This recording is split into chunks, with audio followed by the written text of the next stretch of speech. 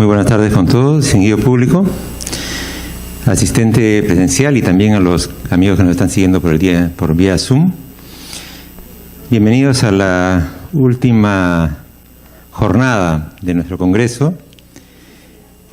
Decía entonces que estamos iniciando nuestra última jornada y vamos a empezar con la sesión número 9 que hemos dedicado a discutir sobre escenarios emergentes y reemergentes.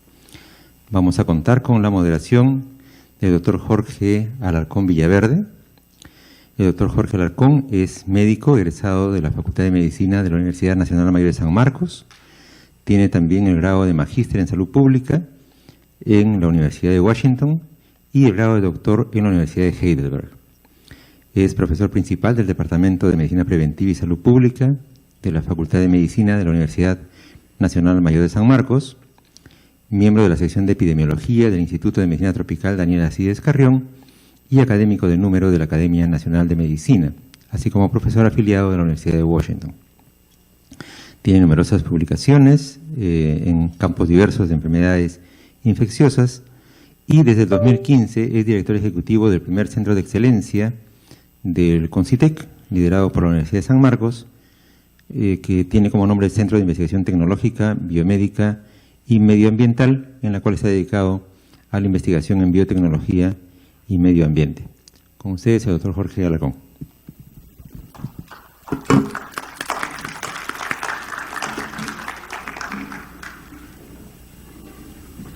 Bien, en primer lugar, muchísimas gracias, doctor Mendoza, por la presentación. Vamos a iniciar esta mesa redonda sobre escenarios emergentes y reemergentes.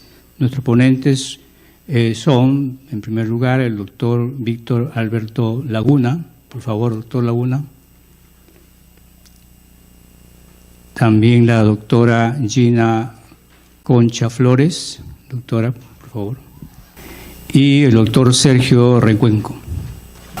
Como decía, esta mesa redonda es sobre escenarios emergentes y reemergentes que en el contexto de la salud se refieren a situaciones específicas. En el caso de los escenarios emergentes nos referimos a situaciones en las cuales aparecen nuevas enfermedades o nuevos problemas de salud, no solamente enfermedades, que adquieren relevancia en salud pública. Y hay tres situaciones que hay que tomar en cuenta en este escenario. Primero, puede ser la aparición de un nuevo patógeno, puede ser la aparición de una variante de ese patógeno, o puede ser una enfermedad localizada que se difunde y adquiere condiciones de pandemia o a veces epidemias generalizadas. Un ejemplo es el caso de COVID-19, que es el que estamos saliendo, pero ya en el siglo pasado hemos tenido diferentes episodios de este tipo, ¿no? En el 1918, la pandemia de influenza, llamada gripe española. Luego, a mediados de siglo, tenemos el caso del VIH, luego el SARS, el MERS y numerosos otros tipos de epidemias que casi adquirieron proporciones de pandemia, sobre todo vinculadas a influenza. En el caso de los escenarios reemergentes, nos referimos a una situación un poco distinta, en la que los problemas de salud están relativamente controlados, o incluso supuestamente erradicados, pero por diversas condiciones reaparecen. Estos factores que hacen que algo de esto suceda pueden deberse a cambios en el agente patógeno, pueden deberse a una disminución de la inmunidad poblacional, pueden deberse a cambios en el comportamiento humano o mutaciones y resistencia a los medicamentos. En este caso, la resistencia a los medicamentos, debemos que tomar en cuenta que hay una pandemia silenciosa, que es la pandemia de la resistencia de los antimicrobianos, que constantemente amenaza no solamente a un país, sino todo el mundo está amenazado por esto. Es como dicen, es una pandemia silenciosa. Y también el debilitamiento de las acciones de salud pública. Si se llega a una situación de confort, se descuida y reaparecen algunos problemas. Ejemplo de esto son las enfermedades prevenibles por vacunas, es un ejemplo típico de este tipo de enfermedades, de problemas reemergentes. En la época actual, este escenario de enfermedades emergentes y emergentes tiene una particularidad, y la particularidad es que es global. Y los próximos escenarios probablemente sean también globales, y de eso vamos a conversar el día de hoy. Eso explica, por ejemplo, lo que ha pasado con la COVID-19. Y precisamente para conversar de estos temas tenemos nuestros 3 ponentes, a quienes voy a presentar sucesivamente, de acuerdo al orden de la presentación.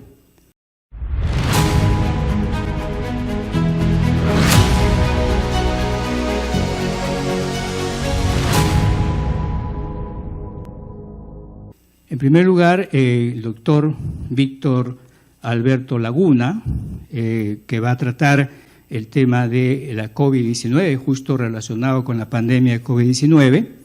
Es médico, bachiller en medicina, especialista en enfermedades infecciosas y tropicales de la Universidad de San Marcos, tiene una maestría de medicina tropical en Brasilia, también tiene el doctorado en enfermedades infecciosas y tropicales y es miembro del Instituto de Medicina Tropical e integrante del Grupo de Investigación Tuberculosis, Enfermedades Emergentes y Reemergentes.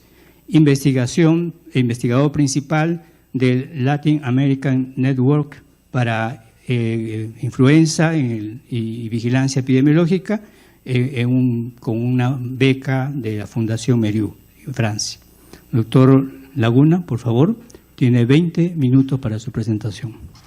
Muy buenas tardes, agradezco la invitación y esta situación que me ha tocado presentar, el COVID prolongado o el long COVID o el síndrome post-COVID, es una situación aún controversial. ¿Qué es lo que pasa? Los pacientes han tenido COVID y empiezan a llegar a los servicios después de un tiempo en que ya supuestamente sanaron o en que ya supuestamente terminó el COVID. Y esos pacientes tienen una serie de síntomas, hay más de 200 síntomas o signos que han empezado a ser identificados. Y aún no se sabe si lo que está pasando es que el COVID ha producido algo en nuestro sistema o son desregulaciones que se han presentado. Y ese O está relacionado a que una serie de enfermedades infecciosas producen una serie de síndromes post-infección. Hemos tenido una epidemia de dengue hace poco y ustedes tienen que haber visto los pacientes cansados. Se llama el síndrome de fatiga post-dengue. Después de haber tenido dengue, el paciente está cansado, no quiere ir a trabajar, no puede ir a trabajar y eso es exclusivamente, es orgánico, es algo que está ocurriéndole al paciente. Así como ese, hay una lista de enfermedades entre comillas, relacionadas a post-infección, de diferente tipo. Entonces, y muchos de los mecanismos que están ocurriendo con esas enfermedades estarían pasando con el COVID. Entonces, ¿son mecanismos que se dan después de una serie de infecciones o es el propio COVID que ha ocasionado mecanismos para que se produzcan los síntomas?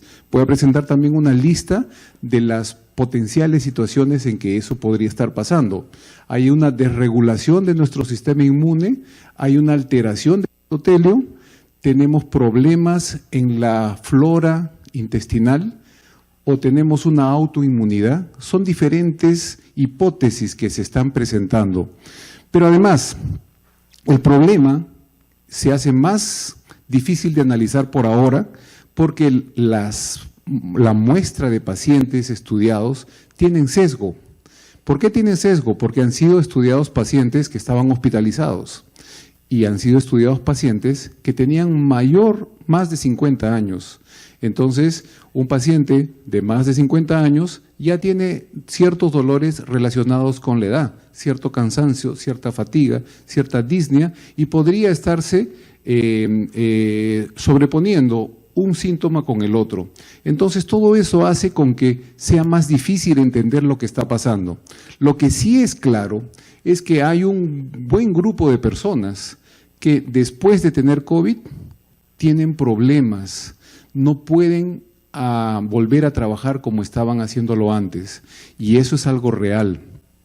La literatura llega a decir que hasta el 10% de los individuos que tuvieron síndrome respiratorio por COVID pueden o podrían estar imbuidos en este diagnóstico de COVID prolongado.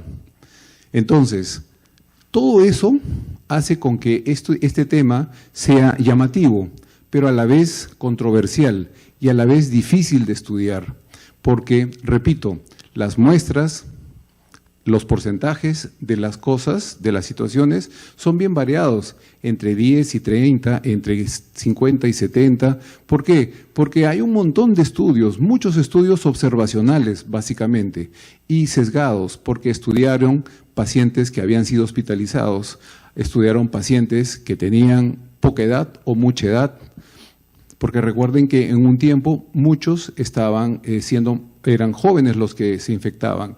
Entonces, pero ha sido más difícil estudiar a los que no se hospitalizaron, a aquellos que hicieron pocos síntomas, porque para cerrar con esta gama de problemas, no necesariamente el síndrome post-COVID está relacionado a aquellos hospitalizados, a aquellos que estuvieron mal, a aquellos que tuvieron problemas. También hay gente que tuvo formas moderadas o leves de enfermedad y tiene el síndrome post-COVID. Entonces, como repito, hay una serie de aristas que hacen que esta situación sea difícil de investigar.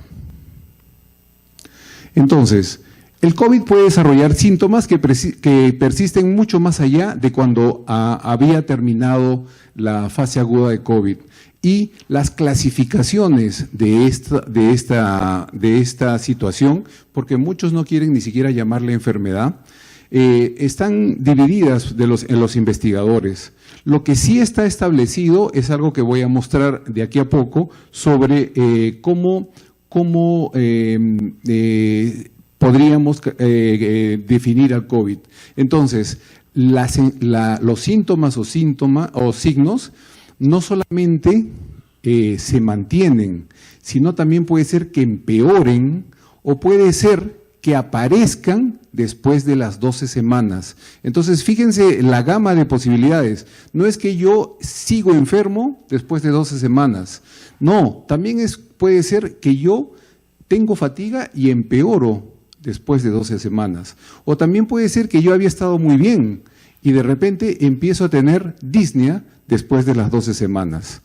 Y obviamente todo esto no se puede explicar por otras patologías. Por supuesto, si el paciente tiene insuficiencia cardíaca crónica o tenía algún otro problema, entonces eso explicaría la disnea o los problemas que estuviésemos tratando de estudiar. Debemos sí quedar claro que esto es un hecho real y hay mucha gente que no puede reintegrarse al trabajo. Lamentablemente, y el comentario que voy a hacer puede parecer un poco duro, pero para nosotros es mucho más difícil estudiar esto porque la mortalidad en nuestro país fue bien alta.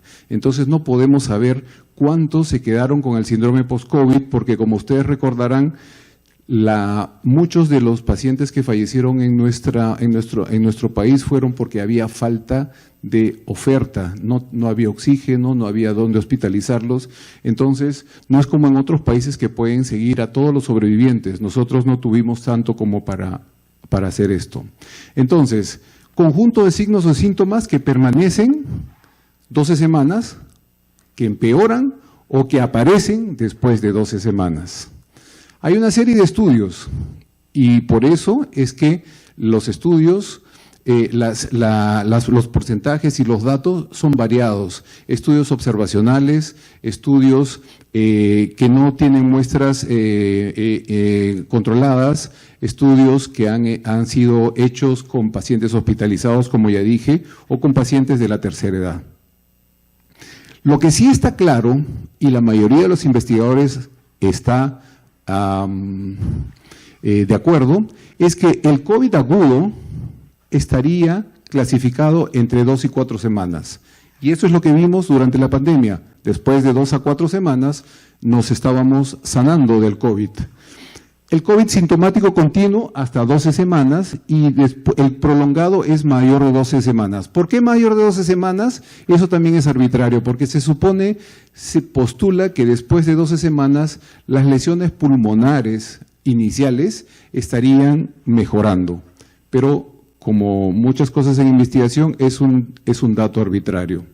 No se tiene claro entonces si esto es parte de la enfermedad viral o forma parte de ese gran grupo de enfermedades que tienen síndromes post-enfermedad. Y hay una serie de ellos, y he mencionado al dengue, pero hay un síndrome de miopatías, hay síndrome de fatiga crónica. Entonces, había mencionado que hay varias hipótesis para explicar la patogénesis del COVID prolongado. Una de ellas, que fue la que se mostró desde hace bastante tiempo, o desde a la mitad de la pandemia, fue que había una disrupción del endotelial, de la cubierta endotelial. Inclusive en los tratamientos empezó a colocarse fármacos para tratar de salvar este punto. También habría una disregulación en la microbiota intestinal y eso produciría, también daría lugar a ciertos signos y síntomas. Tendríamos desregulación inmune, tendríamos autoinmunidad y también podríamos tener que las señales neurológicas que se están enviando están inadecuadas, se ha desregulado. En otras palabras, nuestro cuerpo habría tenido una situación en que la regulación de los diferentes sistemas se ha dañado. Pero todas estas son hipótesis, porque si nosotros leemos, hay una gran cantidad de estudios. Unos dicen que han encontrado las células B dañadas, otros las células T, otros han encontrado la flora disminuida, la flora intestinal, otros dicen una cosa y que estaban elevadas las citoquinas y otros no. Entonces, dentro de la parte inmunológica hay un montón de situaciones por mostrar. Entonces, estos síndromes post-infección aguda, que en inglés les llaman PAIS, hay una serie de mecanismos que no se sabe exactamente qué son, pero los síntomas son relativamente similares. En la encefalomielitis miálgica, en el síndrome de fatiga crónica, se comportan casi parecido a lo que sería el long COVID. Entonces, es que los virus o los gérmenes o las situaciones que producieron la desregulación luego ocasionan una serie de respuestas.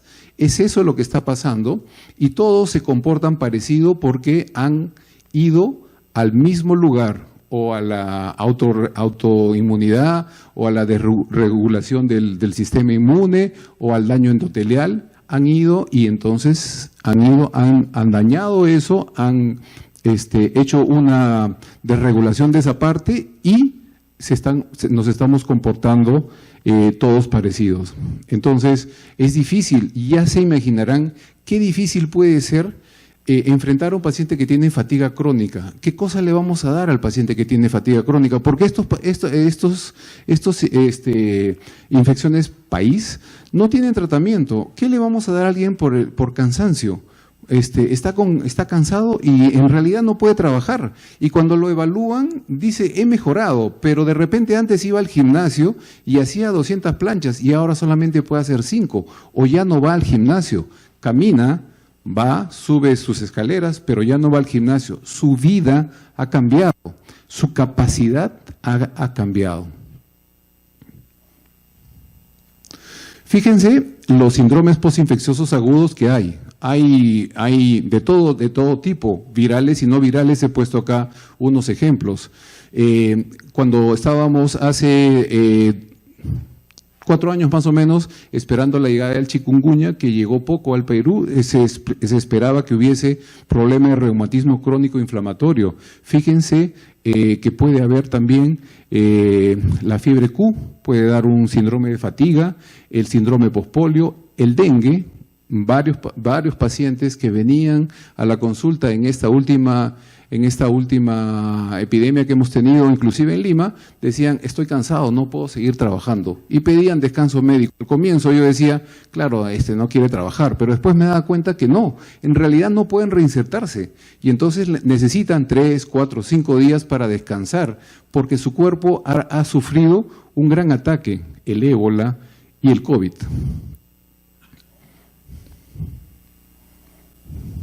Entonces, aquí a la izquierda podemos ver lo que va ocurriendo en los diferentes sistemas, ¿no? En azul la patología y en rosado los síntomas. Puede haber dolor de pecho y palpitaciones. El paciente viene y dice que tiene dolor de pecho y palpitaciones, y eso podría ser porque está habiendo una disfunción cardíaca. ¿Puede haber disfunción cardíaca? Por supuesto que sí puede haber. Puede haber tos y disnea, que es una de las cosas más frecuentes. Puede ser que el daño parenquimal del pulmón haya producido que haya intercambio anormal de los gases, de gases arteriales. Puede haber daño renal, puede haber problemas en el síndrome reproductivo. Está documentada la presencia de menstruaciones irregulares y de disfunción eréctil. Hay una publicación, por lo menos para cada uno de lo que está aquí mostrado. Fatiga puede ser por coagulopatía, por trombosis venosa. Fíjense ustedes la cantidad de cosas que uno tiene que fijarse en una situación como estas. Situaciones que están ya establecidas, como el síndrome de fatiga crónica, que uno no sabe si se va a neuro o se va a cardio o se va a infecto o se va a medicina interna, y el paciente está dando vueltas por los diferentes sitios. El síndrome de taquicardia postural ortostática, en inglés POTS, y el encefalopelitis miálgica son situaciones similares a lo que pasa con el COVID. Entonces, fíjense que puede producirse hasta en el 10 a 30%, y ahí les digo la gran cantidad de diferencia entre los porcentajes, porque los estudios son diversos y la mayoría de ellos observacionales, en el 10 a 30% de los no hospitalizados, pero también puede ser entre el 50 y 70% de los hospitalizados, depende qué estudió el grupo que estaba buscando este problema, y también se ha encontrado entre el 10 y al 12% de los no vacunados. Son más de 200 síntomas. Mostré hace poco en la lámina anterior una veintena de ellos, pero se estima que alrededor del 10% de las infecciones puedan llegar a ser el COVID prolongado.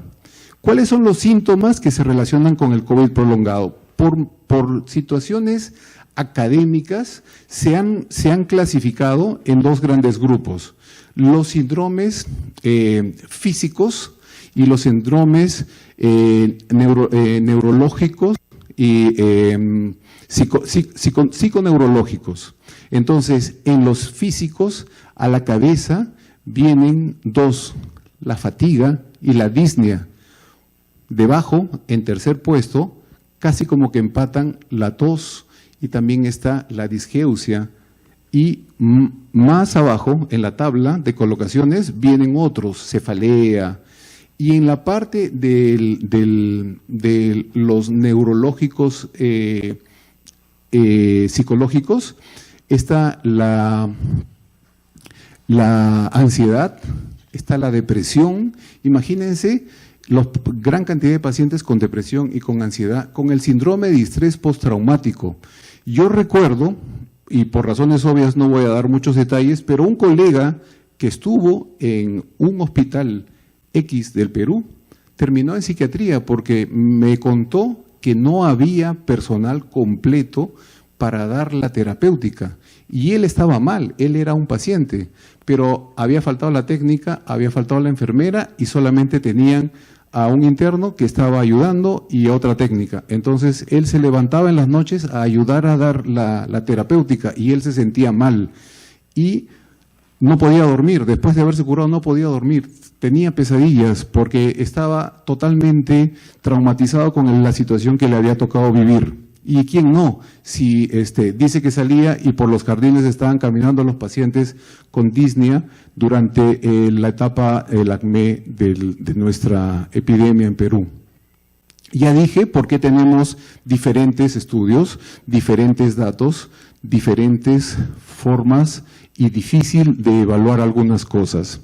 Fíjese entonces, los síndromes físicos comunes y los síndromes neurocognitivos. Fatiga en primer puesto, disnea en segundo puesto y luego están casi cerca el dolor torácico, la tos, la anosmia, la disgeusia.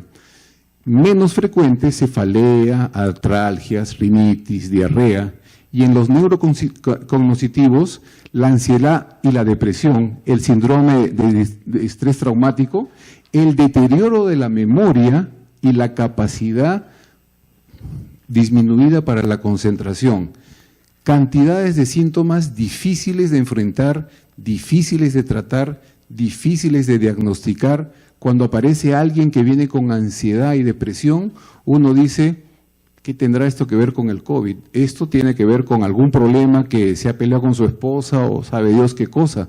Pero si nos empezamos a dar cuenta, muchos de estos pacientes podrían estar dentro del síndrome post-COVID. Y finalmente, fíjense este dato, más del 50% podrían tener una reducción de la calidad de vida, porque camino con dificultad, me agito más que antes, estoy ansioso, estoy deprimido, no me puedo concentrar. Toda esa gama de posibilidades hace que nuestra calidad de vida, por supuesto, esté reducida.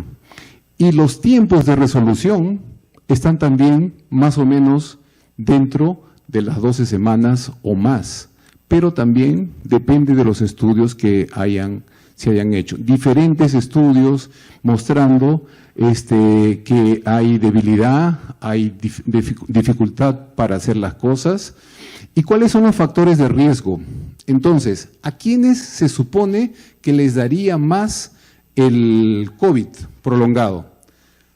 Le daría más a aquellos que tienen más edad. Pero recuerden que muchos de los estudios han sido hechos con gente de más edad. Los mayores de 55, 60 estarían con mayor riesgo. Asimismo, aquellos que tuvieron más complicaciones, los que estuvieron hospitalizados y aquellos que estando hospitalizados estuvieron intubados y que estando intubados hicieron neumonías intrahospitalarias o complicaciones bacterianas. Pero como ya dije, para completar todo el enredo, también se ha visto que casos leves terminan teniendo COVID prolongado. Entonces, aquí lo que estaba diciendo, los hospitalizados tendrían una recuperación más lenta y podrían hacer long COVID. Los que tuvieron las complicaciones aquí mostradas, recuerden que hay una hipótesis que muestra que hay daño del endotelio y eso llevó a iniciar el tratamiento para el tromboembolismo. Y que los casos leves también pueden hacer long COVID. ¿Qué debemos hacer en el seguimiento? Se han hecho seguimientos básicamente con llamadas telefónicas y después de varios meses sigue habiendo mayor riesgo de muerte en un estudio, pero en otro estudio dice que ese sería después de 2 años. Y eso, repito una vez más, los estudios son diferentes. Unos llaman a la semana, otros llaman a los 6 meses, otros ya no tienen cómo llamar, entonces es difícil hacer consultas telefónicas. Lo que sí parece claro, que aquellos que tuvieron complicaciones neumónicas, aquellos que tuvieron mayores problemas respiratorios, deberían ser llamados a la semana, porque esos pueden reingresar aquellos pueden hacer complicaciones. Entonces, ¿qué cosa hacemos con la fatiga? Probablemente hacer rehabilitación. Con la disnea, tiene que verlo el neumólogo, puede ser que haya complicaciones de tipo restrictiva. El dolor torácico hay que estudiarlo, ¿es cardíaco? ¿Es pericarditis? Hay complicaciones relacionadas a la pericarditis. La concentración y la memoria, ¿estará relacionada a ansiedad o estará relacionado a otras situaciones? Como ustedes pueden ver, este es un dolor de cabeza para una serie de especialidades y no solamente va al neurólogo, sino va al neumólogo. Un colega nuestro pasó muy bien la epidemia del COVID, pero después de unas semanas empezó sus problemas restrictivos pulmonares empezaron a aflorar. Finalmente falleció con problemas restrictivos en la unidad de cuidados intensivos, cuando durante la pandemia había pasado bien el periodo de la enfermedad. Aquí todas las formas de evaluación, dependiendo de lo que uno tiene, si tiene, fíjense, es todo el libro de medicina que debemos ir evaluando dependiendo de lo que aparezca. Entonces, más o menos se piensa o se postula que los sanos y jóvenes sin síntomas no necesitan mayor seguimiento. Ya no tiene síntomas, ya no lo estés llamando. Aquellos que tuvieron leve o moderado, debería o han estudiado que se le haga una llamada para ver cómo sigue a las 3 semanas. Aquellos graves hospitalizados a la semana, y recordar lo que nos enseñaron en nuestras clases de medicina, ¿no? La radiografía no sigue a la clínica, no hay que estar pidiéndole radiografía y menos tomografía cada rato al paciente, porque probablemente que a las 12 semanas debe tener todavía el daño radiológico que tenía durante la enfermedad aguda. Y los otros exámenes a demanda, ¿no? Electrolitos o cosas que tengamos que pedir dependiendo de la situación. Entonces, lo que hay que buscar es una atención total. No hay que despreciar al paciente porque es un paciente de la tercera edad que viene diciendo que me canso mucho y que me agito y decir, bueno, pues ya tiene 65 años, ¿cómo no se va a agitar? No, no es eso. Puede ser que esté haciendo un síntoma del síndrome post-COVID y hay que estar atento con los síntomas que hasta ahora son llamados de bandera roja. Los físicos, que son la fatiga, la disnea y luego la tos, y los neurocognitivos, que son la ansiedad, depresión, la dificultad para concentrarnos, el síndrome de postestrés traumático.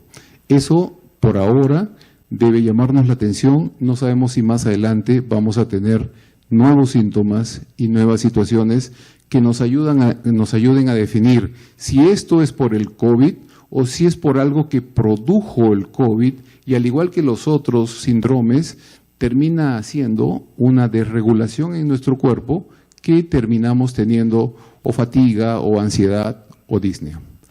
Gracias, doctor.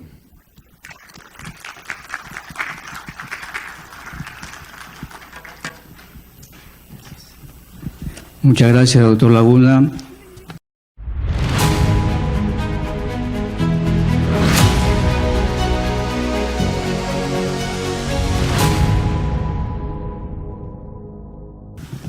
Seguidamente, la doctora Gina Concha va a tratar sobre el síndrome de Guillain-Barré, que, como sabemos, en nuestro país se ha presentado en forma epidémica en el 2019 y en este año.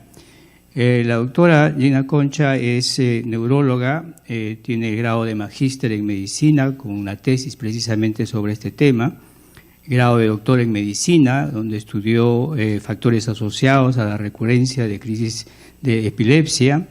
Su experiencia asistencial es bastante amplia, sobre todo en el Hospital Nacional Guillermo Almenara.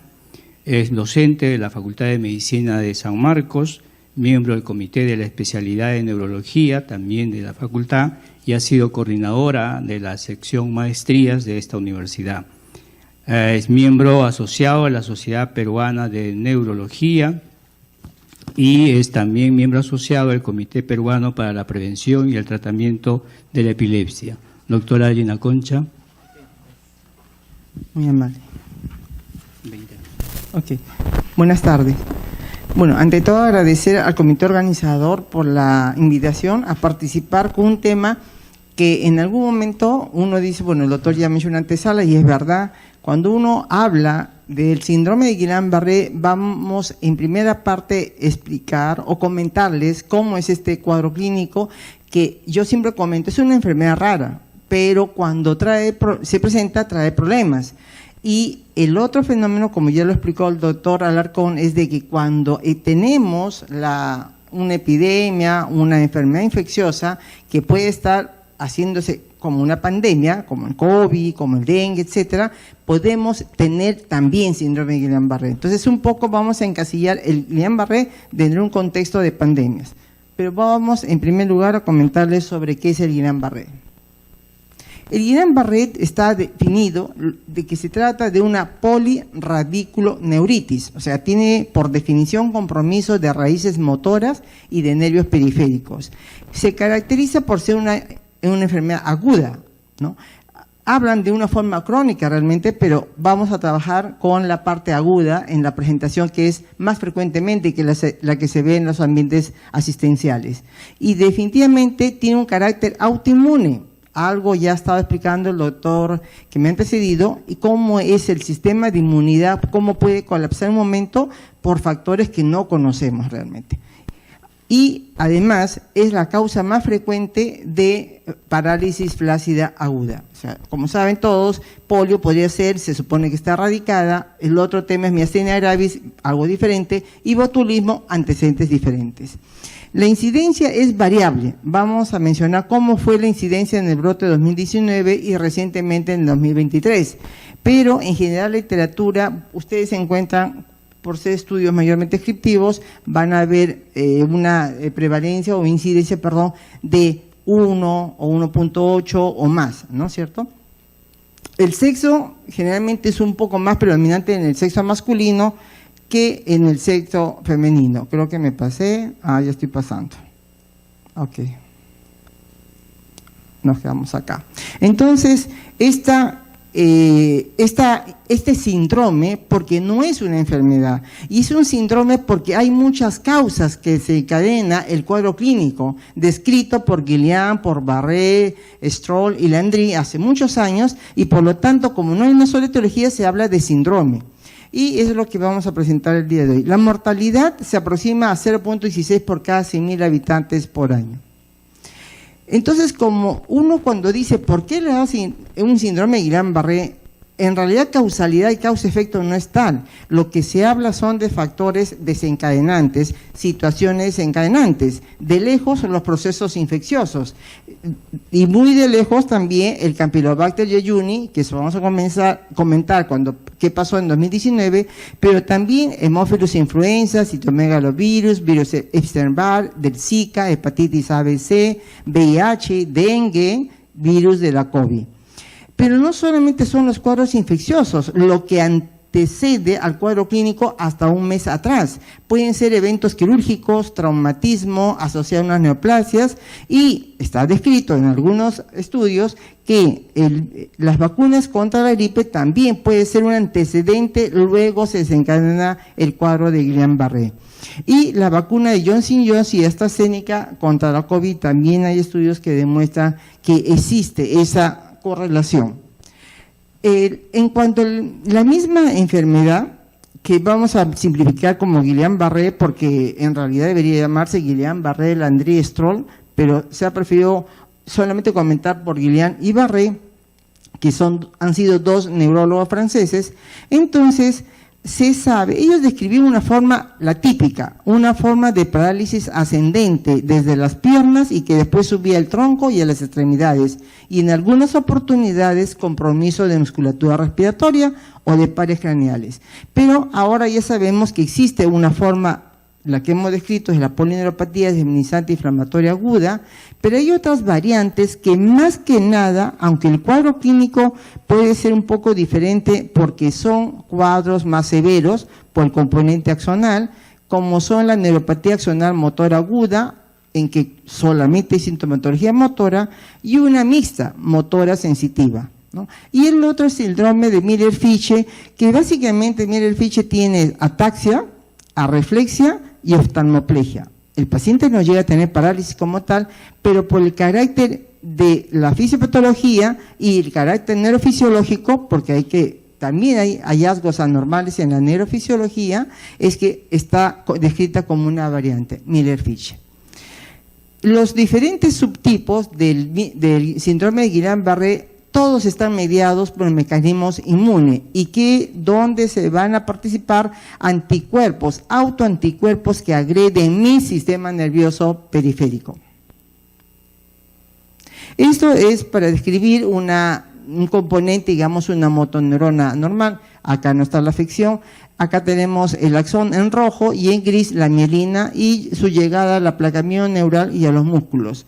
En la forma polineuropatía desminimizante inflamatoria aguda, como su nombre lo dice, es la afectación a nivel de la mielina, ¿sí?, que es la que usualmente se ha escrito durante muchos años. Obviamente acá se produce ya la lesión con disminución de la fuerza muscular. La otra forma que han sido descritas como NAMA o NASMA es la afectación del axón, es decir, ustedes ven interrumpido el axón y obviamente no hay llegada del estímulo nervioso y por ende no hay función muscular, no hay fortaleza o no hay fuerza muscular adecuada. Ay, otra vez me equivoqué. Ok, entonces, ¿por qué se da este fenómeno del síndrome de Guillain-Barré? El síndrome de Guillain-Barré, como ya lo hemos dicho, es una enfermedad autoinmune. Entonces, los gangliósidos, que es un componente normal de nuestras estructuras que van a formar la mielina, son blancos de anticuerpos antigangliósidos variados, de varios tipos, como dice acá la lámina, glicolípidos GM1, GM2, GM3, GD1A, GD1B, GQ1B, que participan en neuronas motoras y sensitivas. Entonces, este mecanismo de autoinmunidad se va a dar y va a explicar el proceso de inflamación y de desmielinización inicialmente. Lo que no se puede explicar, cómo hay algunos antigangliósidos que están superponiéndose a varias formas clínicas, ¿no? Lo dice acá la literatura. Vemos entonces, por ejemplo, GMU, que está interviniendo en las neuropatías agudas sensorial y motora, sensitivo y motora, o también la forma axonal. Miller-Fischer, por ejemplo, está interviniendo otro autoanticuerpo, antigangliósido siempre. Entonces, se da una sensación de que hay una simulación, hay un mimetismo molecular entre el agente infeccioso cuando haya, porque ya les he dicho que no siempre, el síndrome de Guillain-Barré se ve después de un cuadro infeccioso, se ha visto después de vacunación, bueno, y sobre todo de eventos quirúrgicos, alguna vez hemos visto eso. Es una enfermedad rara realmente, que usualmente en un hospital nacional uno puede ver 15 casos al año y nada más, ¿no?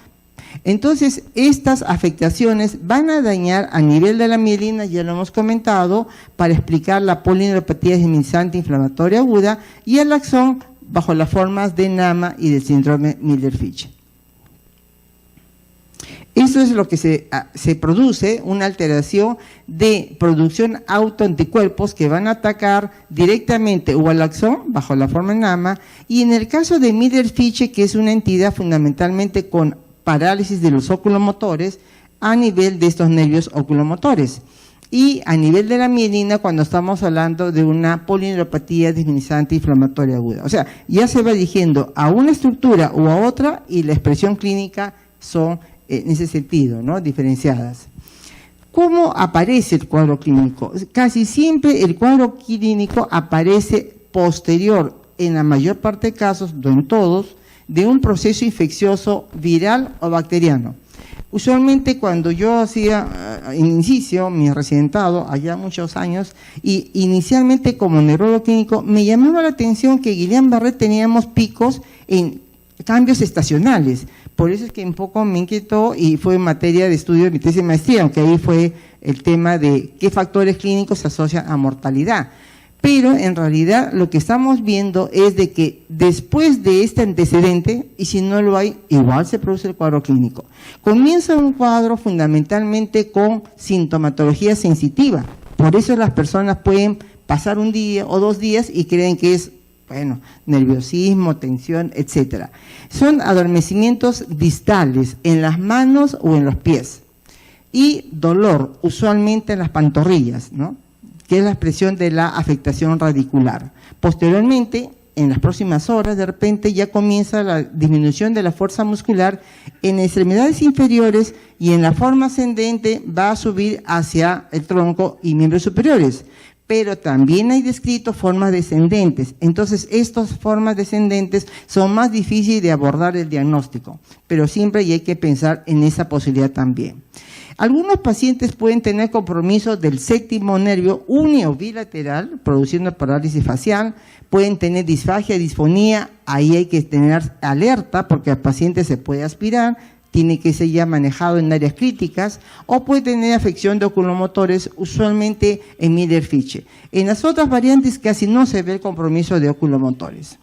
El cuadro es de curso monofásico, o sea, hay un episodio y después. Al comienzo se produce en las 12-24 horas la instalación del cuadro, puede pasar desapercibido o no, pero después ya comienza el incremento de la disminución de la fuerza muscular.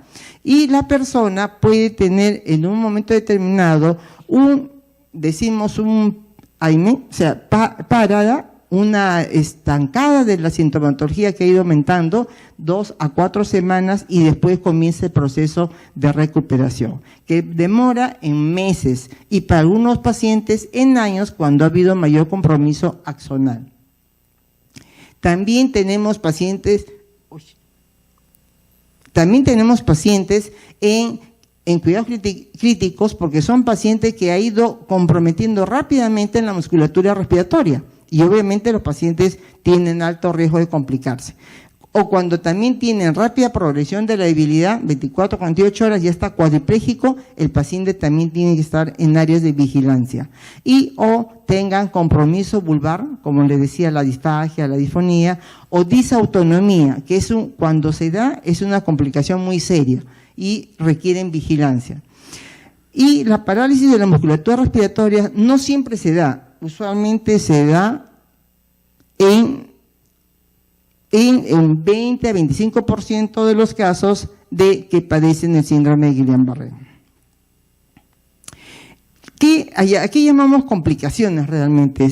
Bueno, en realidad la disautonomía puede ser parte del cuadro clínico, no necesariamente es una complicación, pero cuando se da, este es un cuadro que revierte una vigilancia muy importante, ¿no? Porque se puede producir paradas cardíacas usualmente. Puede haber estreñimiento, retención urinaria, úlceras por presión debido a una movilización porque el paciente está con cuadriparesia importante o cuadriplegia, y lo que sí es importante que no siempre genere inmunidad. Hemos visto casos rarísimos que le ha dado un segundo y hasta un tercer episodio de un síndrome de Guillain-Barré.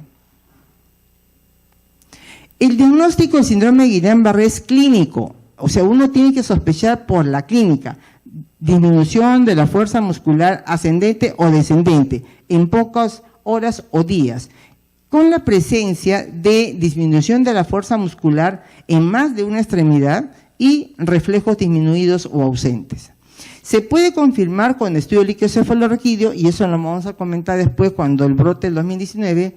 ¿Y qué encontramos? Es la única entidad donde encontramos un incremento muy marcado de las proteínas, muy marcado, y no así de las células. Es lo que se ha llamado disociación albúmino-citológica, porque usualmente cuando uno tiene un cuadro inflamatorio o infeccioso van a la par, células y proteínas. En este caso no, solamente las proteínas y bastante elevadas. Y las células no deben pasar de 50 células, que obviamente crea la disociación, una característica de esta entidad. Es necesario también, no lo hacemos regularmente, determinar anticuerpos antigangliósidos, que podría ser una prueba más confirmatoria. Sí necesitamos también estudios de conducción nerviosa para confirmar no solamente el compromiso del nervio periférico, sino también el subtipo, que es una forma desmielizante o es una forma axonal. Si es una forma axonal motora o es una forma axonal mixta, sensitivo-motora. ¿Cuáles son estos criterios de diagnóstico del Huntington? Vamos a irlo explicando quizá en las siguientes láminas a raíz de la norma técnica que estableció el Ministerio de Salud en el año 2021 y creo que va a ser más importante, creo, allí. Acá en realidad lo que resume esta lámina con niveles de certeza diagnóstica del 1 al 4, obviamente acá no estamos frente a un Guillain-Barré, pero estas son condiciones que van a dar nivel de certeza 1 o 2. Lo vamos a mencionar, creo, en texto mejor. Un caso sospechoso es un paciente de cualquier edad. Puede ser adulto joven o adulto mayor. En la población pediátrica es raro. Usualmente tiene disminución de la fuerza muscular bilateral. Unilateral no es Guillain-Barré. Pero las formas ascendentes también se pueden, en otros casos, presentar en la forma descendente, que no se veía antes tanto, ¿no? Es usualmente simétrica. Antes lo describió así Guillain y Barré, pero ya sabemos que ahora puede haber discreta simetría, más a predominio derecho o a predominio izquierdo, pero siempre hay el carácter bilateral. Cuando hay componente de debilidad facial bilateral y compromisos con los motores, también podemos considerar para unas variantes. Caso confirmado de síndrome de Guillain-Barré es el caso sospechoso, el de la lámina anterior, al cual se le va a añadir la disociación albúmino-citológica. Y en este caso hablamos de menos de 50 células por milímetro cúbico y una elevación de las proteínas, que normalmente es hasta 45, pero se eleva pues 700 miligramos hasta 1 gramo, ¿no? Es muy notorio esto. Y el estudio electrofisiológico en manos expertas, y no siempre hay estos equipos, sobre todo fuera de Lima, ¿no? Eso también crea la dificultad para confirmar exactamente el subtipo de Guillain-Barré. El estudio de neurofisiología, la electromiografía, se debe realizar entre la segunda y la cuarta semana. La punción lumbar idealmente debe hacerse antes de iniciar el tratamiento, sobre todo por inmunoglobulinas, pero no lo exime, ¿no? No puedo tener facilidad para hacer punción lumbar, comienzo con el tratamiento, ¿no? Es una posibilidad también. Pero opcionalmente puede el paciente, se le pide, pues como ustedes ya saben, consentimiento informado y se le puede realizar este examen en la segunda semana. Y el estudio de electromiografía, que ya lo hemos comentado, entre la segunda y la cuarta semana. Se considera el nivel de certeza 1 cuando las dos pruebas son positivas, tanto la disociación albúmino-citológica como los hallazgos electrofisiológicos anormales. Y solamente el nivel de certeza 2 si cuenta con una de las dos pruebas positiva o anormal, ¿no? ¿Cuándo uno debe sospechar que lo que estamos viendo no es Guillain-Barré? Y esto es muy importante. Cuando marcadamente existe la asimetría en la debilidad. Solamente un lado, eso no es Guillain-Barré, porque el carácter de neuropatía es bilateral. Una progresión lenta con un discreto compromiso, o sin compromiso ventilatorio, pero va lento. 5 días, 20 días, puede ser otra afectación, pero no es un Guillain-Barré. Cuando tiene una afectación respiratoria grave y apenas un pequeño compromiso motor en las extremidades, tienen que dudar. Signos sensitivos, ojo, signos, no síntomas, que predomina bastante el dolor, las parestesias, pero acá hablan de signos, o sea, encuentras alguna hipoestesia y leve debilidad, también tienen que dudar. Inicio sensitivo, bien definido, neuropatía, no es neuropatía. Hiperreflexia o clonus o una respuesta plantar extensora, un Babinski, no es una neuropatía, es una neuropatía probablemente. Alteraciones tanto urinario o intestinal, perdón, al inicio o que persiste durante el curso de la enfermedad, eso también sospeche, no es lo usual. Alteración del nivel de conciencia, no está en el cuadro. Fiebre al inicio, progresión, o sea, sigue las 4 semanas y sigue aumentando la disminución de la fuerza muscular. También planteen ahí la duda. Y si tienen una pleocitosis, es decir, un aumento de las células por encima de las 50 por milímetro cúbico. Esta es una escala que es muy práctica, sobre todo para hacer seguimiento, porque como comentamos siempre, es de que la subjetividad predomina mucho. Entonces tenemos que utilizar las herramientas como las escalas. Y esta escala funcional de Hughes nos va a ayudar a determinar cómo va nuestro paciente. Entonces no me parece que sí, está mal, está mejor, cómo hago, le repito, inmunoglobulinas o no. Entonces utilicen esta escala que es para determinar el estadio de gravedad, ¿no? Obviamente todos queremos tener estos pacientes, pero nadie quiere tener el grado 6. ¿Qué debemos tratar? Bueno, en realidad las medidas generales es muy importante. Inmunoglobulinas es una alternativa terapéutica, aunque es costosa, es de repente más accesible en cuanto a recursos humanos. Y no así la plasmaféresis, pero la plasmaféresis resulta muy buena también. O sea, en los estudios demuestra efectividad de ambas tratamientos, la forma de tratar, pero debes contar aquí con un buen banco de sangre y obviamente con personal calificado. Y sobre todo monitorear a tus pacientes porque pudiera haber algunas alteraciones del medio interno, pero ambas alternativas son equiparables. En los tiempos de muchos años atrás, los corticoides era el primer fármaco de elección, más no había. Plasmaféresis había un poquito, pero no tantos recursos humanos. Inmunoglobulinas, bueno, hace 20 años no había tampoco, entonces corticoides era la alternativa.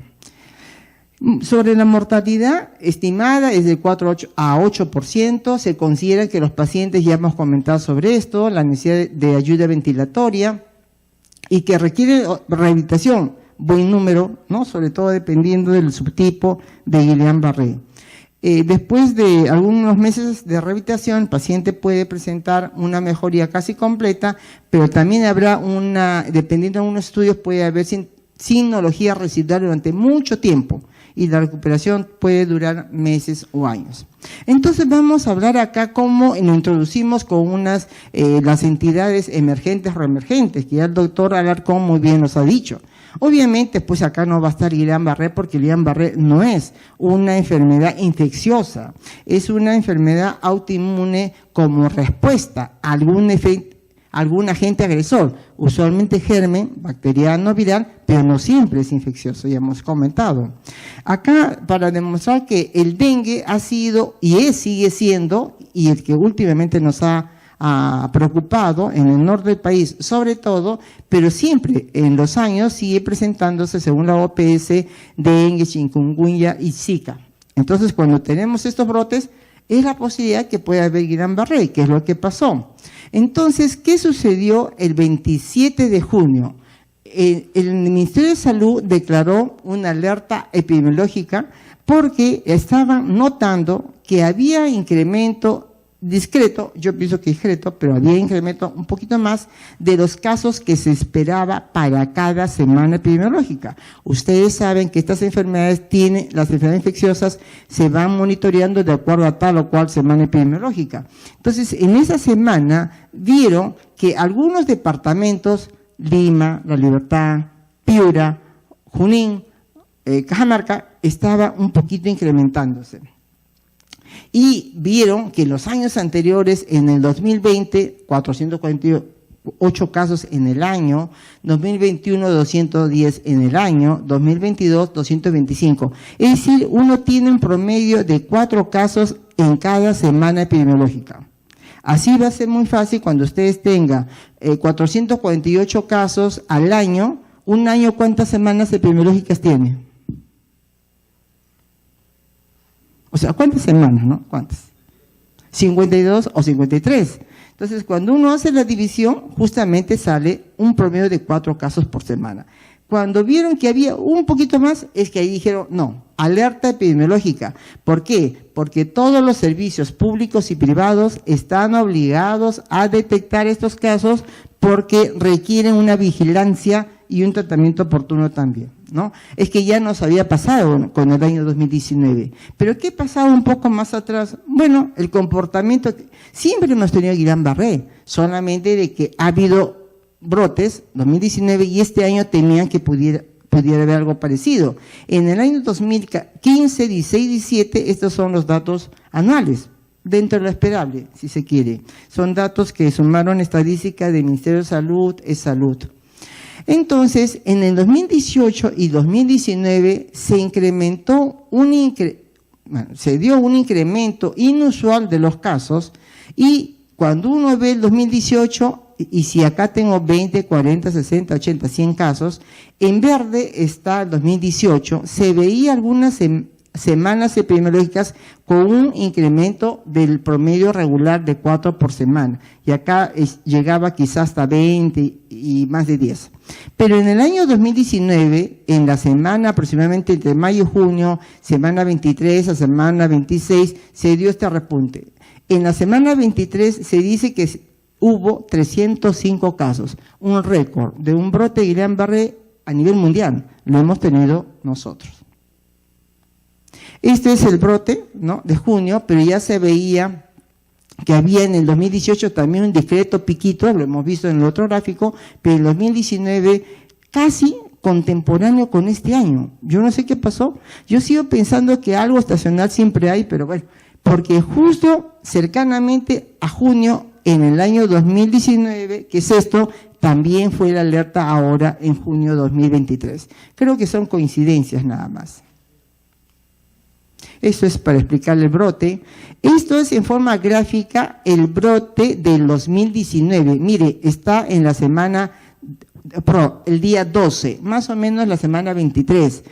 Recuerden que yo les decía, cuando se declaró la alerta epidemiológica 2023, decía Lima, Piura, Junín, Trujillo. Miren ustedes en 2019, Lima, Piura, Junín, La Libertad. Son los mismos departamentos. Entonces ahí plantean algunas veces qué pasa en estos departamentos. Falta de salubridad, condiciones que favorecen este creciente casos, pudiera ser. Y en 2019, en noviembre, se tenía ya 1.021 casos.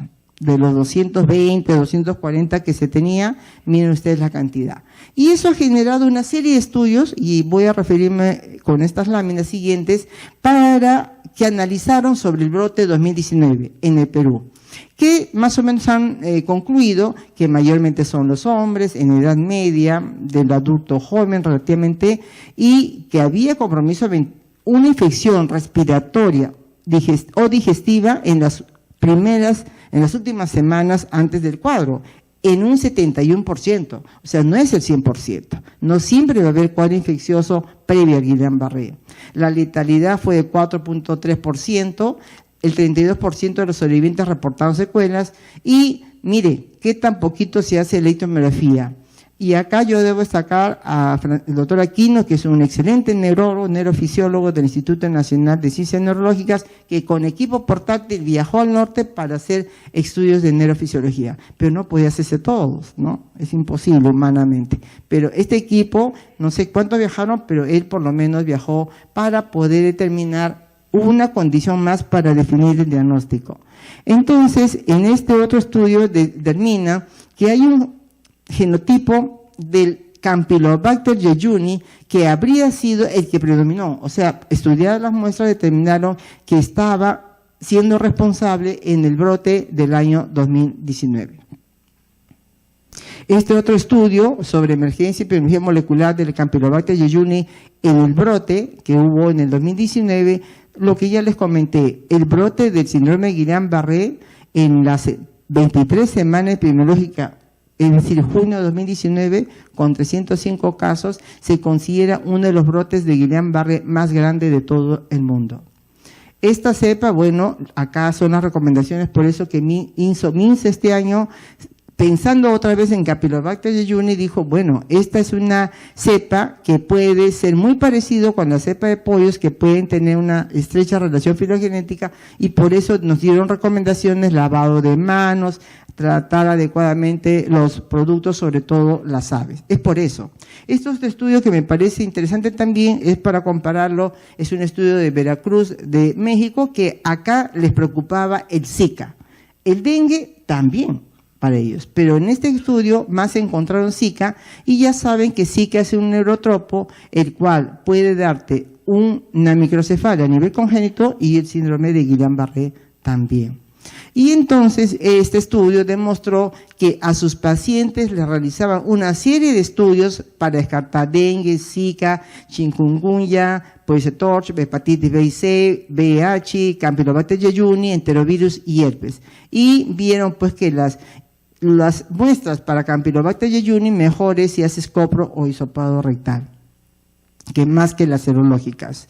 Y entonces esto, ellos decían, bueno, no tanto parece el Zika, pero sí realmente tiene que ver mucho con otros enterovirus, y de hecho también el Campylobacter, una bacteria que ya fue explicada en el año 2019. Esta es la norma técnica que en el año 2021 el Ministerio de Salud ha establecido. Yo les recomiendo que están interesados en estos temas, deben leerla. Es muy interesante la norma técnica y muy amigable en realidad, para poder diagnosticar adecuadamente. Creo que son las últimas dos láminas, básicamente cómo se comporta el síndrome de Guillain-Barré en las pandemias, y en el COVID hemos visto bastante COVID y no hubo brotes de Guillain-Barré.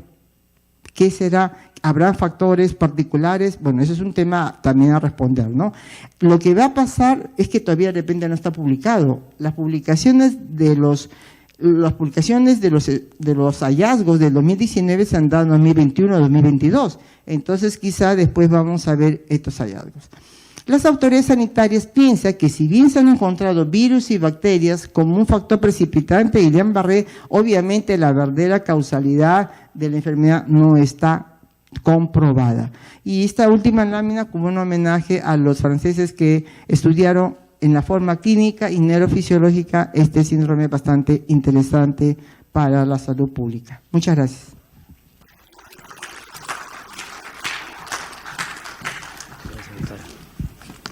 Muchas gracias, doctora Concha, por su presentación.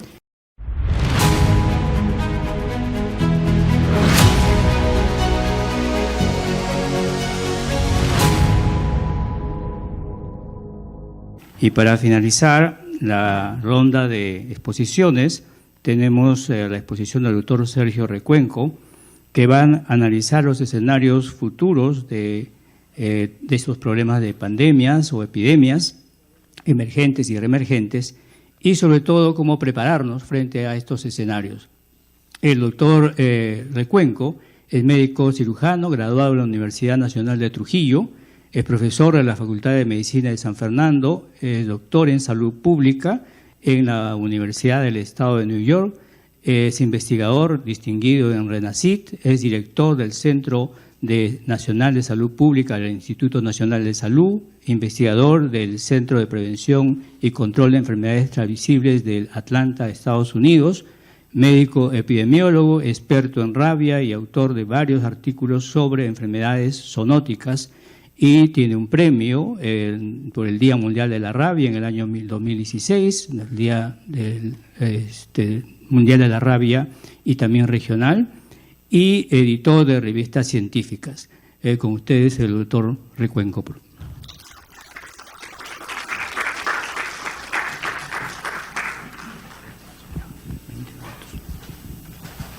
Bien, buenas tardes, muchas gracias por asistir a esta presentación. El día de hoy tenemos una presentación más bien integradora.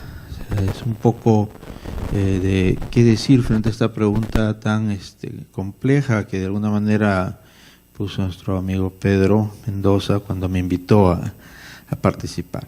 Entonces, más que un reto o una situación vivencial, es un aterrizaje. O sea, espero que sirva de algo lo que vamos a reflexionar hoy día. ¿Cuáles son las ideas principales alrededor de esto y de cuáles son las futuras epidemias y cómo prepararnos? En primer lugar, ¿qué vamos a esperar? No tenemos una bola de cristal, pero tenemos mucha ciencia alrededor que echar mano. ¿Cómo afrontamos epidemias que vienen? Muy bien, ese es parte del centro de esta presentación. ¿Qué tenemos? ¿Qué debemos construir, mejorar, sin ser árabe? Una lista larguísima de qué es lo que tenemos que hacer. Principalmente porque a pesar de que tenemos una de las epidemias más históricas de los últimos 100 años, que es la epidemia del cólera, de lo cual despegó un gran cambio en la actitud de cómo manejar epidemias en el Perú. Tenemos una gran experiencia en las últimas epidemias, pero al revés. siendo como primer lugar en aquello que no se desea ser primer lugar. Y esa es una cosa que debemos reflexionar. Hay mucho que hacer respecto a encontrar las razones y cómo nos reubicamos en un escenario mejor. Hay barreras y limitaciones que no se pueden cambiar. Eso es algo que es una realidad y nosotros a veces técnicamente decimos, hay que hacer esto, hay que hacer esto, pero la realidad no se puede por múltiples razones que a veces no reconocemos. La diversidad cultural es una de las cosas más ignoradas en la respuesta de epidemias. No solamente la diversidad geográfica y dificultades donde vive la población amazónica, por ejemplo, o andina, sino su cosmovisión y su diferente reacción e integración a la respuesta que podamos pedir.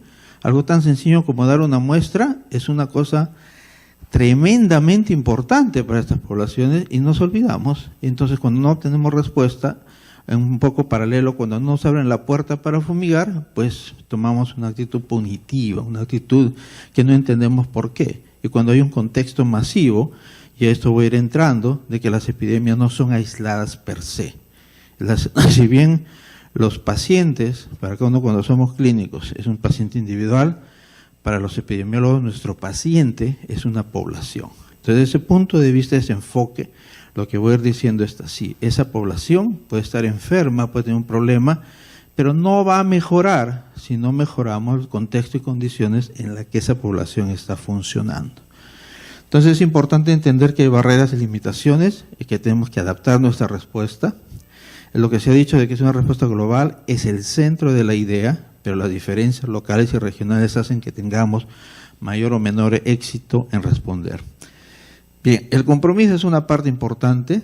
Si tenemos, esto es solo un recordado, si tenemos una respuesta, ¿cómo regreso? Ok. Si tenemos una respuesta que no logra controlar, vamos a tener una crisis de todo tipo. Recuerdan cuando se acabaron las mascarillas, ya no había con qué, no solamente no había camas, sino ni siquiera había cómo protegerse. Tenemos respuestas inadecuadas, o mejor dicho, aparecen soluciones alternativas cuando el sistema no puede responder a necesidades inesperadas, no previstas, entre comillas, o sencillamente una vez identificadas, no respondidas porque ya sobrepasó la capacidad. Eso es lo que pasa cuando una epidemia no se controla.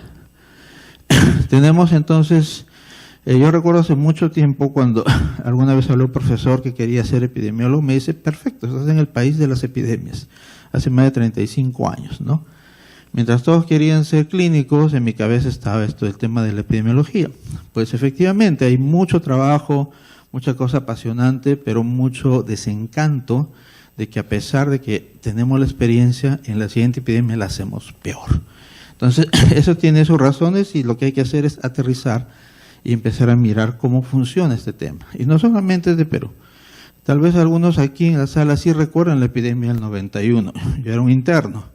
Creo que el mayor recuerdo es que no pude abrir la puerta de una guardia porque la cantidad de pacientes que estaban amontonados en la sala de medicina interna del Hospital Belén de emergencia, lo cubría. Cuando salía los pasillos, la parte de estacionamiento, era una cosa realmente espantosa en horas. Entonces es algo que no lo ha visto las comunidades médicas más jóvenes y que deben recordarlo. ¿Qué pasó? ¿Qué se hizo? ¿Por qué respondimos? ¿Por qué fuimos exitosos en muertos? A pesar de eso, es que también hay una cosa importante, que no lo veo, la plantilla de gobernanza de esa época es muy diferente a la actual. La cantidad de población de esa época es muy diferente a la actual. Los canales de distribución y la eficiencia de nuestro sistema es muy diferente a la actual. El programa emblemático era inmunizaciones. En este momento es uno de los programas que tienen más problemas. ¿Qué pasó con todos esos avances? Es parte del contexto de este paciente que se llama población. Bien, entonces solo un recordatorio, las grandes epidemias son globales. Esto es lo que rige en las cabezas de todos. Vienen de animales. Pues sí, las siguientes epidemias y muchas, como todas las de este siglo, son zoonosis. Si se originan, se adaptan a un huésped intermediario o directamente al ser humano y se convierten realmente en un problema.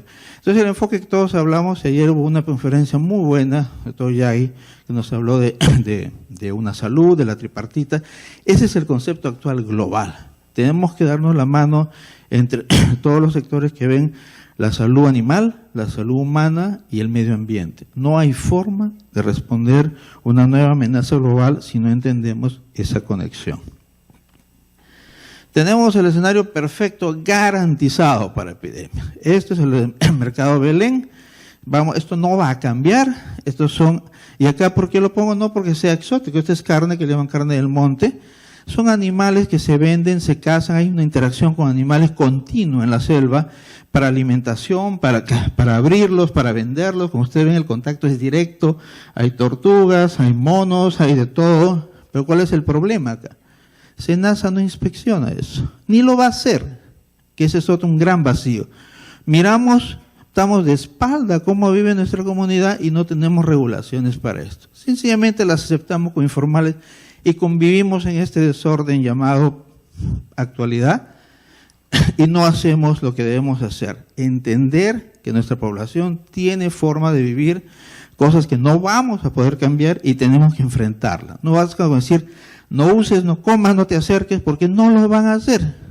Tenemos que encontrar formas de que esta interacción humano-animal casi inevitable e imposible de detener no tenga ese efecto pandémico que se pronostica. Ya hay artículos donde pronostican que la siguiente epidemia va a ser en la Amazonía. Creo que hay 9 países compitiendo por quién va a ser. Nosotros tenemos ventaja, lamentable, pero real.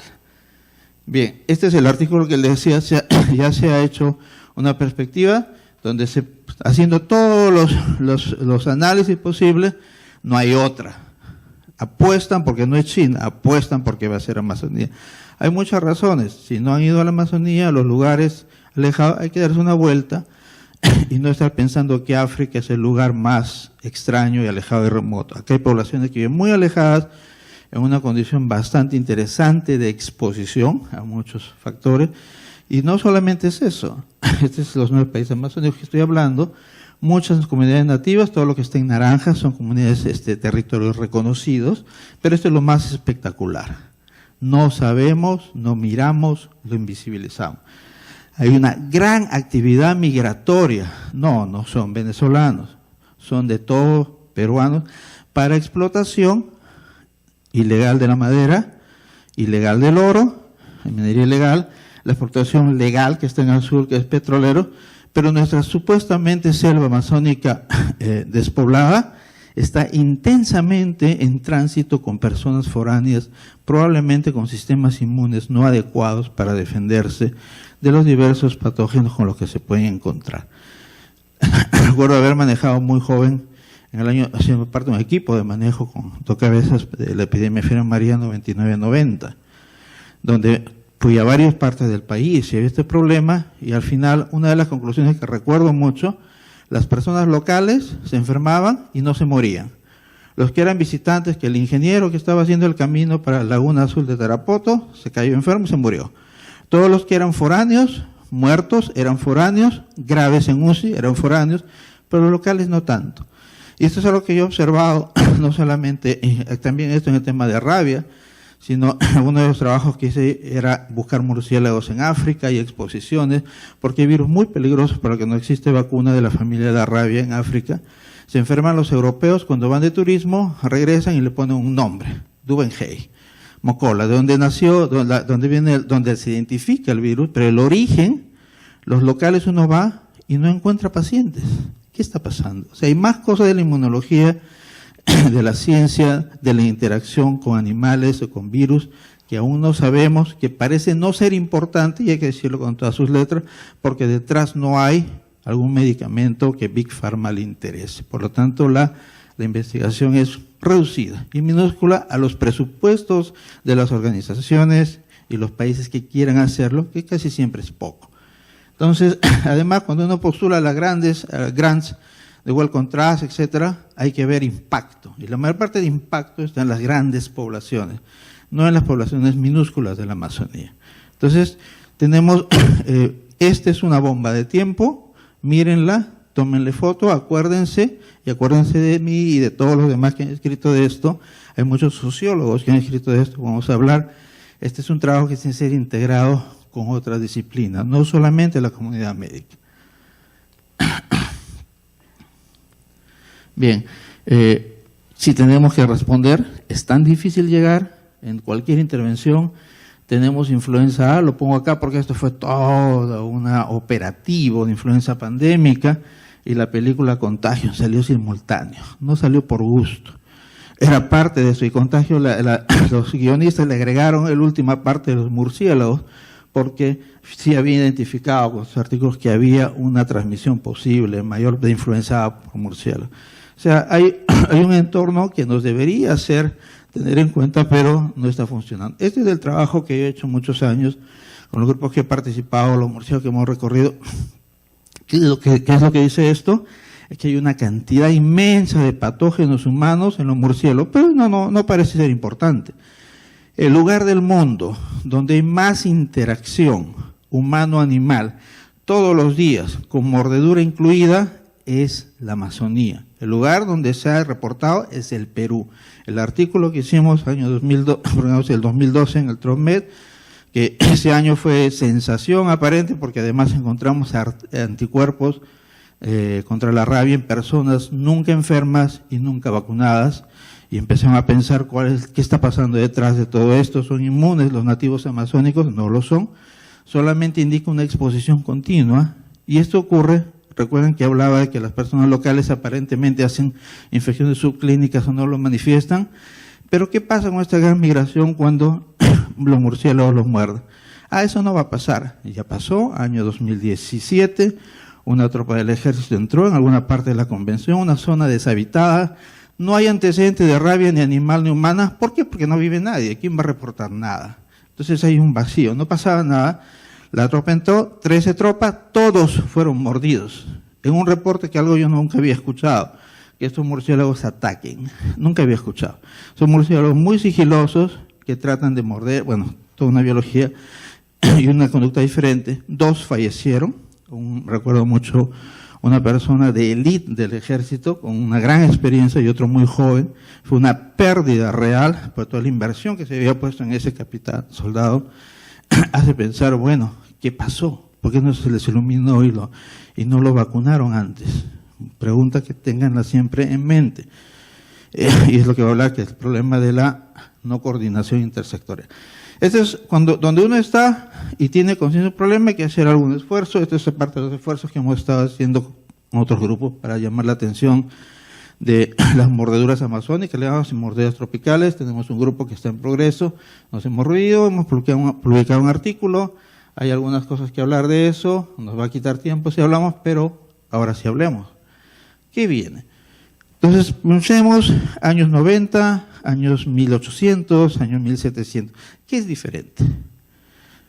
Tenemos más epidemias, pero ¿qué es diferente? En primer lugar, tenemos megaciudades. Y a veces a mis alumnos les digo, dense cuenta, ustedes no están viviendo en cualquier ciudad, esta es una de las megaciudades del mundo, con todos los problemas que significa tener mucha gente alrededor.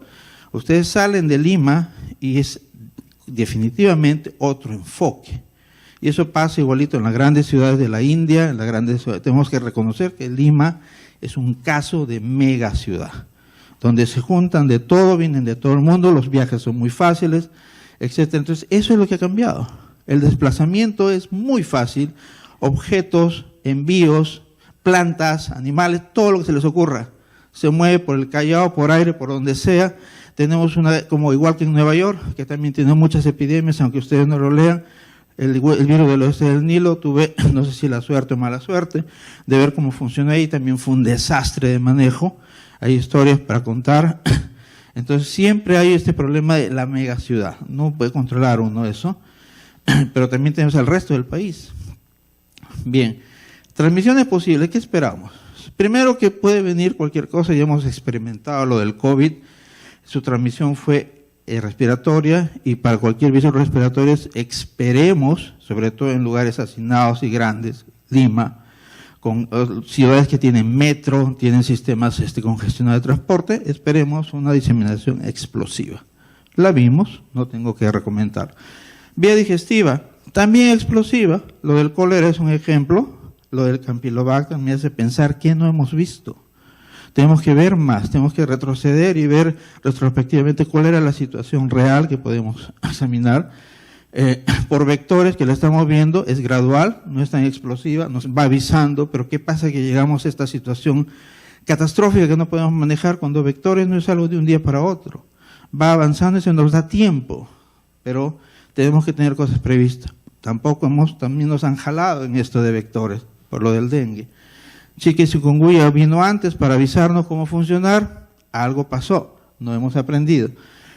Tenemos también las interacciones animales directas, es el ejemplo del virus, coronavirus, que pasa un animal, el animal toma tiempo de adaptarse y salta a las personas, pero no necesariamente las personas hacen infección inmediatamente. Hay un periodo de latencia y tenemos que tener en cuenta que cambios bruscos en clima, por ejemplo, cualquier situación física o en desastre, que la gente bruscamente tiene que vivir fuera de sus casas, puede un sismo, eso genera cambios en el sistema inmune.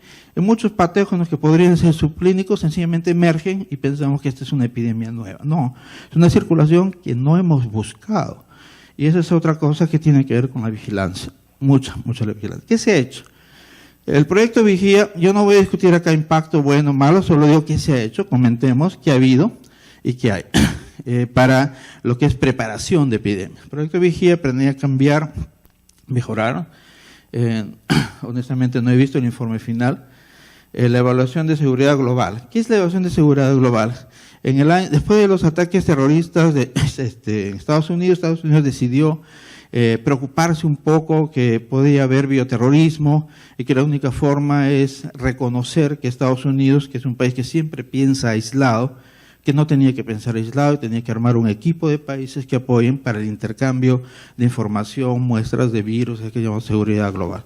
Este programa fue muy importante, Perú es parte de eso, vino una misión acá al Perú, internacional, se hizo una evaluación y salió el índice global de seguridad, donde todo el mundo salió jalado. Eso es el año 2019, lo pueden consultar en el internet. Estados Unidos también salió jalado. Pero Perú salió como en 0,5 más o menos, por decir. Y eso más o menos era justo antes de la pandemia. Explota la pandemia y todo el mundo, lo que sabíamos de esto, que se difunde un poco, miramos esto y hay cierta correlación con esa evaluación. Pero hubo otros factores de distorsión que también tienen que ver. Si tenemos un paciente y el jefe de familia o el paciente no quiere tomar la medicina, ¿qué pasa con el paciente? Pues eso pasa con los presidentes, con los sistemas políticos. Hemos visto distorsiones importantes de qué hacer en Brasil y en Estados Unidos con efectos importantes en ese paciente que se llama país. Bueno, tenemos experiencia en brotes, en preparación. ¿Qué se ha hecho? ¿Qué tenemos ahora? Ya mostré lo que se ha hecho unos años antes. Tenemos el reglamento internacional, reglamento sanitario internacional, que Perú trate de seguirlo, pero que cuando no hay brote nos olvidamos y solamente epidemiología lo sigue, alguna oficina, cuando debería ser una cuestión de cultura, de mejora y toda una set de reglas con algunas enfermedades limitadas que ahora se van a ampliar. El proyecto de USAID PREDICT, que en el 2019 ya tiene un informe. ¿Qué hizo PREDICT? Puso muchísimo dinero para descubrir patógenos en todo el mundo. Por eso, esa es una de las razones en que, por ejemplo, les contaba que fui a algunos países de África a buscar virus en murciélago, financiado por este proyecto que dio dinero a muchas partes del mundo y agencias de gobierno en muchas partes para buscar nuevos patógenos. Tenemos acá en el presente el INS, el CDC, que está ahora siendo fortalecido con el INS, con una ley, con un proyecto especial. Tenemos la Organización Mundial de la Salud y tenemos la tripartita de la cual se hablaba el día de ayer, que es la coordinación entre la Organización Internacional de Salud Animal, la FAO, que es la Agencia Alimentaria, y la Organización Mundial de la Salud. Entonces eso existe ahora y a pesar de todo tenemos problemas. ¿Qué nos impide lograr una preparación efectiva? No hay nuevo, ya se sabe todo. Lo único que no sabemos es qué enfermedad va a venir, pero sabemos los enfoques de síndrome febril, síndrome respiratorio, síndrome neurológico. No es que no lo sabemos muy bien y sabemos qué hacer, sabemos qué diferenciales tenemos que hacer, buscar, sabemos qué aparataje se requiere para poder identificar rápidamente si esta es una meningitis viral o no, o meningocócica, si es un brote de cierta forma, lo sabemos. ¿Por qué no nos está yendo como debiera irnos? Bien. primer lugar, tenemos un problema de gobernanza. Las regiones desde que hubo la descentralización, las regiones y el nivel nacional tienen situaciones de control. Esto ha ido mejorando en el sentido de que antes era catastrófico, llegaba un dinero para una misión, por ejemplo, vacunar, y el director regional de selección no, lo podía cambiar porque la ley le permite y cambiaba el rubro. Contrataba secretarias, compraba muebles más finos y cosas absurdas, por los cuales en un momento la mitad de los presidentes regionales estaban o en la cárcel o en juicios hace unos 8 años más o menos. Entonces es un problema importante de la gobernanza en normas, en dinero, etcétera. La intersectorialidad. La epidemia es un problema del Ministerio de Salud. Es una cosa que yo he criticado muchas veces cuando me han pedido opinión, sea por prensa o en una reunión técnica sobre el manejo de la epidemia del COVID. Cualquier epidemia, sobre todo de dimensión nacional y global, es intersectorial. No se le puede aventar toda la responsabilidad al Ministerio de Salud, que no puede controlar la seguridad de puertos y aeropuertos, por ejemplo. Tiene misiones y tiene que ser coordinado. Igualmente la distribución de insumos, no solo son insumos médicos, los insumos de supervivencia básica, los insumos de supermercado, etcétera. Entonces, una epidemia genera toda una serie de necesidades de coordinación, los vacíos de responsabilidad severamente mostrados, no creo que la población lo haya notado. Cuando teníamos el problema de influenza aviar hace unos meses y los rescatistas, buena gente, iban a exponerse manipulando en vez muertas acá en las costas de Lima. Si lo recuerdan, si no lo recuerdan pueden ir a los TikToks que emocionadamente grababan ellos sintiéndose héroes y solamente podían ser el origen de un brote de influenza en humanos. Serio. SENASA no iba a recoger porque se peloteaban entre ellos que eso no era su misión, porque cuando uno va a ver la misión del Ministerio de Agricultura es económica. Entonces tenemos vacíos. SENASA decía que tenía enfermedad limitada y no tenía los equipos. El Ministerio de Salud dice, animales no es mi tema. Sin embargo, sí, finalmente lograron después de varias semanas una integración de información y eso hay que felicitar. Sin embargo, se levantó el velo y vemos las carencias severas que tenemos para enfrentar futuras zoonosis epidémicas. Tenemos que apuntar a eso. ¿Qué tenemos que hacer? Buscarlas, identificarlas y empezar a hacer las normas, leyes o cualquier regulación que es necesaria para que no haya esos vacíos. ¿De quién va a recoger el cadáver? ¿Qué hago con el cadáver de ese animal? ¿A dónde van las muestras? ¿Cuál es el protocolo de qué tan rápido lo tengo que congelar o no? ¿Qué voy a buscar? Cero información. Entonces eso fue una otra exposición, creo que el público no lo ha notado, alguna parte de la comunidad que vemos zoonosis la notamos inmediatamente, los municipios también lo notaron, porque la gente se peloteaba, ¿quién va a hacerse cargo de estos animales? ¿No? Algo muy importante, eso va a volver a ocurrir, porque la epidemia está en ondas y va a volver. Si seguimos, pasó la actitud de bomberos, justamente, que está más abajo, visión de lo inmediato. Nos pasó el incendio y lo dejamos, pasamos al siguiente incendio. Deberíamos tener que cada oficina maneje eso y no salgan de su tema y puedan prevenir a la siguiente que saben que va a venir, porque tampoco tenemos una buena información de predicción que va a venir. Okay.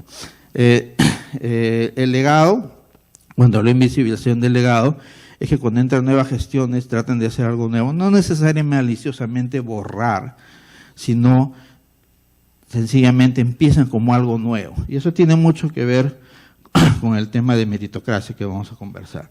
Y un efecto colateral de la corrupción no es porque hay problema de corrupción, sino que cuando hay problema de corrupción hay muchas noticias de personas que están en proceso y desanima a la gente que tiene capacidad de entrar a trabajar en gobierno. Díganme que no. ¿Cuántos de ustedes conocen que dicen nunca más vuelvo al gobierno, incluido yo? Y volví igual, por el tema de responsabilidad. Entonces, este es un efecto colateral. Resulta a veces difícil que personas con las capacidades adecuadas se involucren. Bien, entonces, ¿qué necesitamos? Aparte lo he dicho, mejores equipos, el retorno a la meritocracia. Los cargos de confianza están bien hasta cierto punto, pero se necesita un concurso porque cada vez que cambia una gestión se cambia a todos. Necesitamos una continuidad para poder tener un plan de preparación que tenga el legado anterior y la visión de lo que viene. Si ponemos a alguien que empieza todo de nuevo y que no tiene ese legado, entonces, o que no mantiene al personal que tiene ese legado, entonces es muy difícil que podamos tener una respuesta coherente. Bien. Finalmente, esto sí es intencional, la mejor forma de nosotros estimularnos es recordar continuamente las consecuencias irreversibles de una mala respuesta a la epidemia. No tengo que comentar esta foto, recordémosla cada día, qué es lo que pasa cuando trabajamos mal nuestra preparación. Igual que si nuestro paciente sabemos que viene la catástrofe y no hace nada, y cuando llega ya no hay nada que hacer. Bien, eso es lo que les he traído, les agradezco la atención.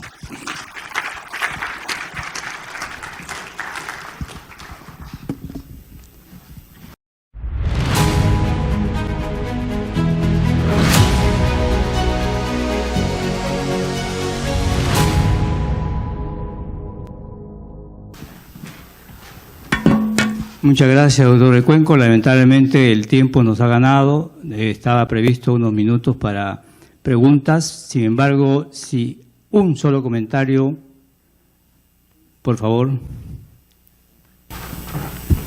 Muchas gracias, doctor. Ayer y hoy se han dicho cosas aquí tan importantes que apelo lamentablemente el doctor Isa, el presidente de la academia, y diversos directivos. La academia tiene un rol histórico en la medicina peruana y tendría que sacar algunas conclusiones para entregárselas básicamente al colegio médico.